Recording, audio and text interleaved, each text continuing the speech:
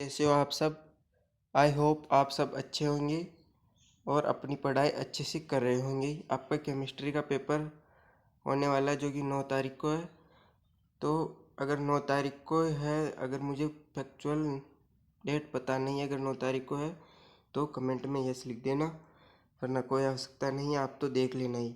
तो आपका 11वीं कक्षा का है, 2024-25 केमिस्ट्री का है। हिंदी और इंग्लिश वर्जन में उपस्थित है। 70 मार्क्स का है। 30 मार्क्स के आपके प्रैक्टिकल होते हैं, जो कि 20 क्वेश्चन है। 3 घंटा आपको टाइम मिलेगा। ये सब आपके हो गए है ना। तो अब हम सीधे क्वेश्चंस पर चलते हैं। तो क्वेश्चंस देखने से पहले मैं आपको बता दूं कि उन क्वेश्चंस के उत्तर आपको अपने चंदेरिया एजुकेशन जो वेबसाइट है वहाँ पे मिलेंगे। मैं वेबसाइट की लिंक आपको अपने डिस्क्रिप्शन ग्रुप में दे दूँगा। अगर आप डिस्क्रिप्शन बॉक्स में ना मिले तो आप किसी भी ब्राउज़र या फिर गूगल पर सर्च कर लेना चंदेरिया एजुकेशन। आपको वहाँ पे अपनी जो भी वेबसाइट है वो मिल जाएंगी। वहाँ पे आपको इसके आंसर की मिल जाएगी और वो ब्लूप्रिंट के आधार पर होगी वो, तो आप उसे देख लेना।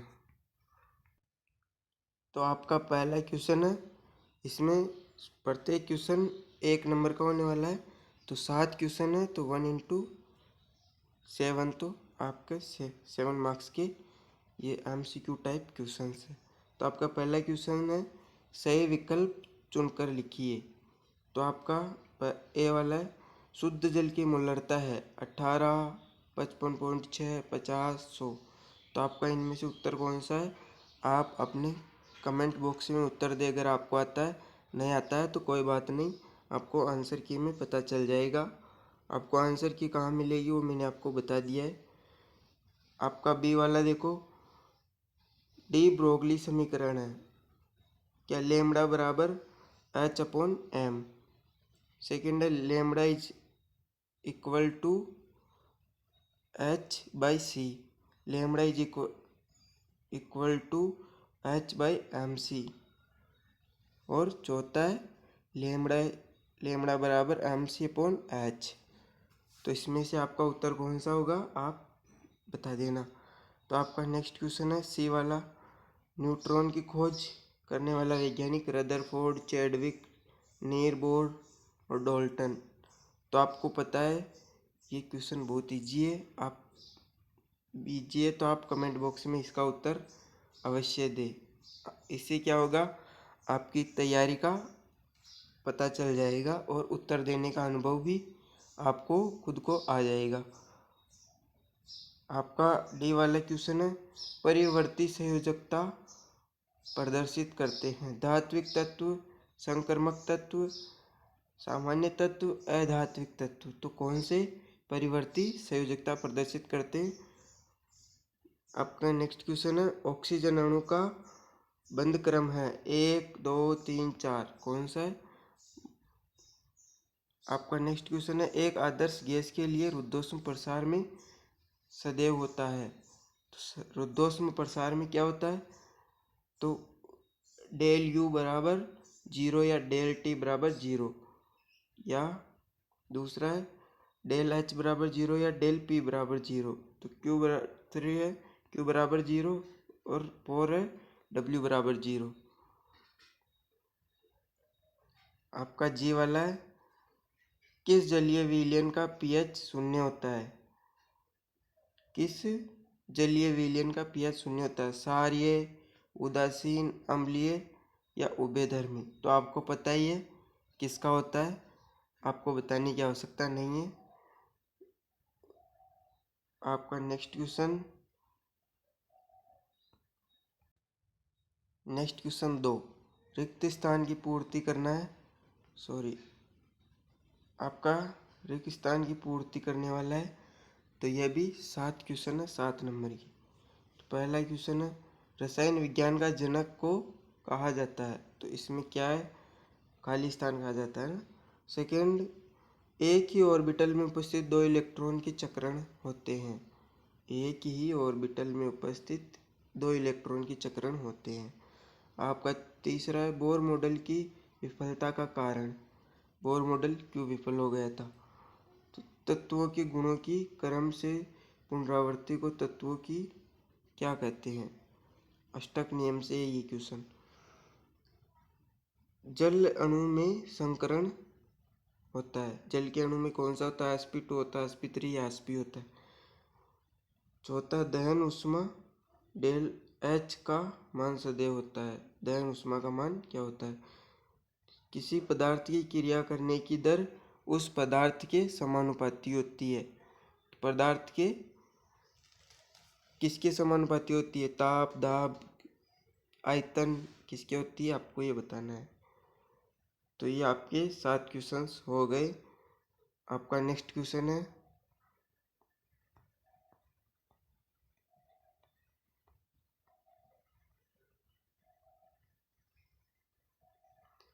सही जोड़ी बनाकर लिखना। तो सही जोड़ी बनाकर लिखना है आपको।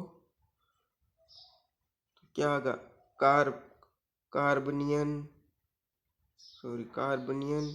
एसिटिलन, सीजियम, पाइबंद, CpCv, बफरमिलियन, जे थॉमसन। इनका आपको क्या करना है, जोड़ी लिखनी है सही। तो आप कॉलम A2 संयोजित करना है। तो ये आप खुद कर लेना, ये पढ़ लेना आप। स्किप वीडियो स्किप मत करना, वरना आपको कुछ समझ में नहीं आएगा और छूट जाएगी सब। आपका अगला क्वेश्चन है, एक वाक्य या एक शब्द में उत्तर देने सीमांत अभिकर्मक किसे कहते हैं। एक वाक्य में उत्तर देना। एक ही तत्व के परमाणु जिनके द्रव्यमान अंक भिन्न होते हैं क्या कहलाते। एक ही तत्व के जिनके द्रव्यमान अंक भिन्न होते हैं क्या कहलाते हैं। उच्चतम तरंगदैर्ध्य वाले विकिरण का नाम। उच्चतम तरंगदैर्ध्य वाले विकिरण का नाम लिखना है। तो आपके ये हो गए। आपके नेक्स्ट क्वेश्चन है, क्योंकि सर्वोत्तम विद्युत चालक धातु कौन सी है। सर्वोत्तम विद्युत की चालक धातु कौन सी है, आपको पता है चांदी होगा। तो sp संकरण में अणु की ज्यामिति क्या होती है, ज्यामिति लिखनी है। एंट्रोपी किसे कहते हैं। सोरेनसन ने हाइड्रोजन आयन सांद्रण किसमें व्यक्त किया था। आपको वीडियो के आखिर में एक खुशखबरी दूंगा, तो आप वीडियो के आखिर तक बने रहिए।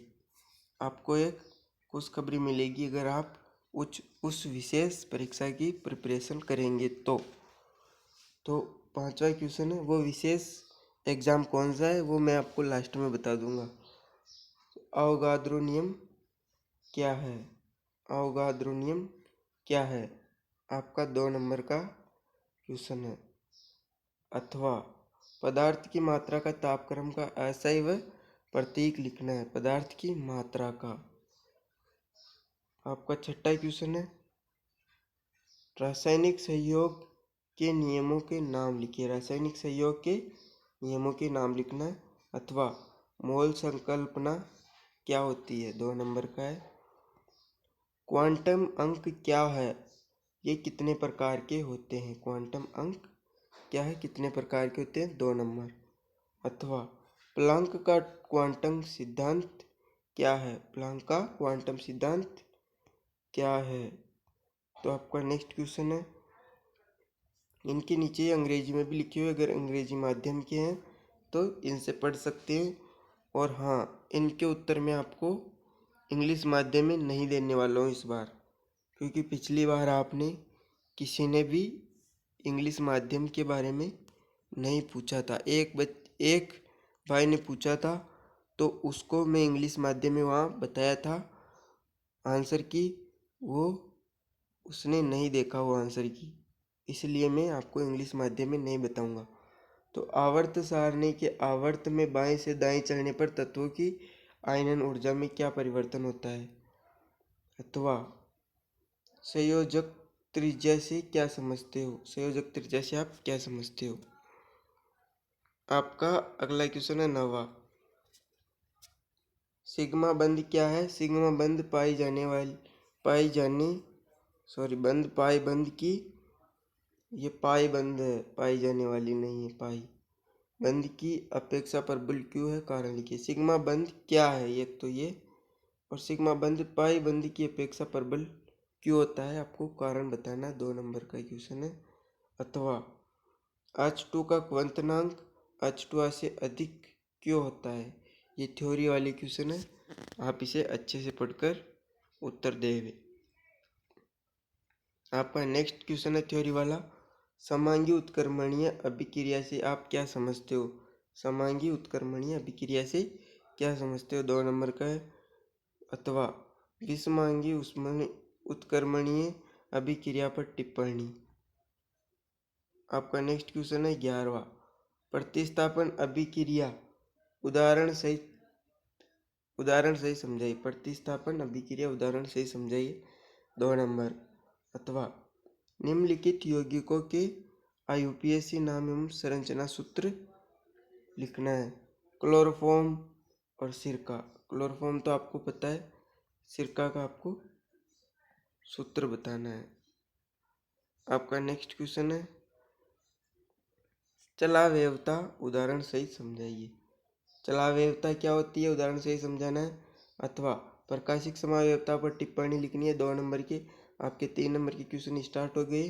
प्रश्न नंबर 13, आयनन की मात्रा से आप क्या समझते हो, इसको प्रभावित करने वाले कारक लिखिए। आयनन की मात्रा से आप क्या समझते हो, प्रभावित करने वाले कारक। अथवा वाला है रासायनिक साम्य अवस्था से आप क्या समझते हो, इसकी प्रमुख विशेषता लिखनी है। रासायनिक साम्य अवस्था क्या होती है, ये आपको लिखना है। 3 नंबर वाले क्वेश्चन है। बफर विलयन क्या है, इसका क्या महत्व है। बफर विलयन 3 नंबर का, ये इम्पोर्टेंट है, आपकी सिलेबस के अनुसार ये पेपर है। तो मेजोमेरिक प्रभाव क्या होता है, आई इफेक्ट। आई इफेक्ट के बारे में पूछ रहा है, सॉरी आई माइनस इफेक्ट और आई इफेक्ट। तो आप इसको उत्तर देने, या इलेक्ट्रोमेरिक प्रभाव ई माइनस या ई इफेक्ट। आपने पढ़ रखा होगा ये, अगर नहीं पढ़ रखा तो मैं आपको बता दूंगा।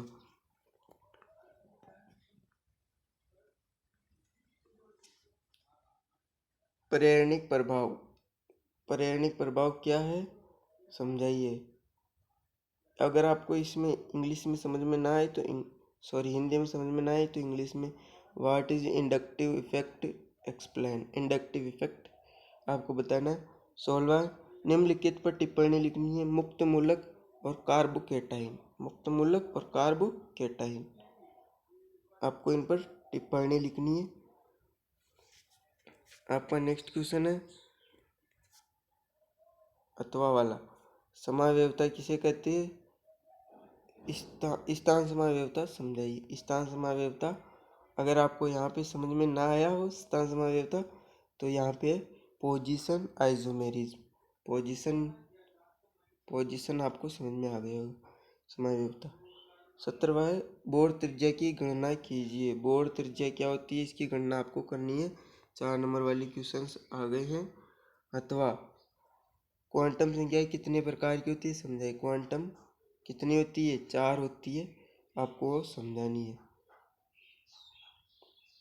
आपका 18 क्वेश्चन है बोर परमाणु मॉडल द्वारा हाइड्रोजन के रेखीय स्पेक्ट्रम समझाइए। ए वाला, बी परमाणु क्रमांक 11 से 17 वाले तत्वों के इलेक्ट्रॉनिक विन्यास लिखिए। आपके ये दोनों क्वेश्चन है।